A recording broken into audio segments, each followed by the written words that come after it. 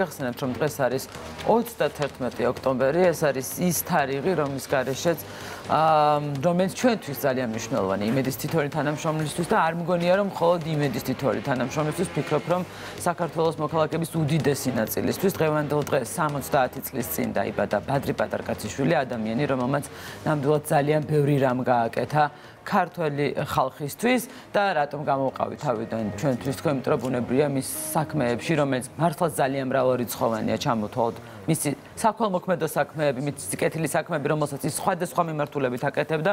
ერთ-ერთი ყველაზე მნიშვნელოვანი, ალბათ ამეთანხმებით, რომ სწორედ ტელეკომპანია იმედის დაარსება იყო, რომელსაც საფუძველი 2001 წელს ჩაეყარა, თუმცა მაუწყებლობა დაიწყო 2 წლის შემდგომ, 2003 წლის 15 მარტს და ეს იყო ის დღე, როდესაც პირველად მაყურებელმა იხილა და მოისმინა რადიო საშუალებითაც სხვათა შორის ჩვენი ხმა ტელეკომპანია იმედიდან და ეს იყო მისი ნამდვილად ერთ-ერთი დიდი საქმე, როგორც უკვე გითხარით, ბადრი პატარკაციშვილს დღეს შეუსრულდებოდა 70 წელი.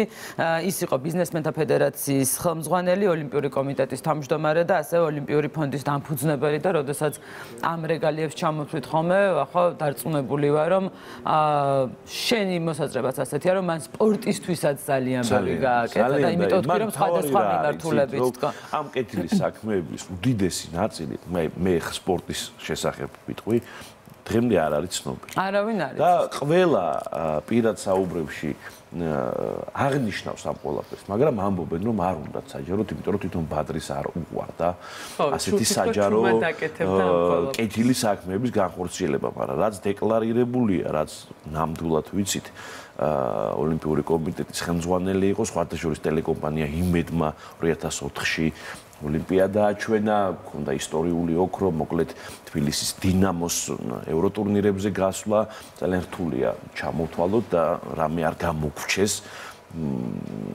პატარკაციშვილის საქმიანობა. ნამდვილად ასე და როდესაც ახსენე, რომ მას თავად არ უყვარდაო, კი, ნამდვილად არ უყვარდა საუბარი საკუთარ საქმეებზე, იმ კეთილ საქმეებზე, რომელსაც ის უხვად აკეთებდა და როდესაც ეკითხებოდნენ, რომ რისთვის რა იყო მთავარი, ის ამბობდა, რომ მე მაქვს იმედი და მჯერა იმის, რომ ქართულ ხალხს შეუძლია უკეთი ცხოვროსო და ნამდვილად დღეს, როდესაც მისი გარდაცვალებიდან 27 წელი გავიდა, ძალიან რთული არის წარმოვიდგინოთ, არასწორად თქვი 2028-დან 17 და არა 27, მადლობა ბაბი.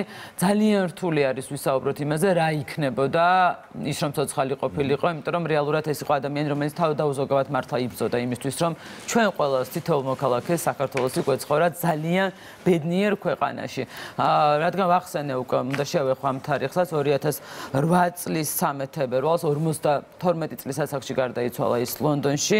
სკოტლანდ იარდის საბოლოო დასკვნის გარდაცვალების მიზეზი გულისთიშემიური დაავადება იყო, შემდგომ უკვე თქვენ გახსოვთ სასამართლო პროცესებიც ბადრი პატარკაციშვილის მკვლელობის დაკვეთასთან, აღსრულებასთან დაკავშირებით. ამ ნაწილს არ ჩავღმავდები, იმიტომ რომ დღეს მინდა რომ სევდიანად, მაგრამ ღიმილნარების სახით გავიხსენოთ ბადრი პატარკაციშვილი, რომელსაც კიდევ ერთხელ აღნიშნავ, შეუსრულდებოდა 70 წელი, რომელმაც დააარსა ტელეკომპანია იმედი, როგორც თავად ამბობდა, ტელეკომპანია იმედი პირველ რიგში მისთვის იყო ძალიან დიდი იმედი, რომ რაღაცა შუქურა გაჩნდა მაშინ იმ დროინდელ საქართველოში სიკეთის და დღეს ჩვენთვის ყველასთვის იმედი არის იმედი. ნამდვილად და ძალიან ძვირფასი რამ, რაც გაგვაჩნია და მადლობა მას, რომ მოგცა ამის შესაძლებლობა, რომ დღეს ჩვენ ვართ ამაყები, რომ ვართ ამ ტელევიზიის თანამშრომლები. ნამდვილად.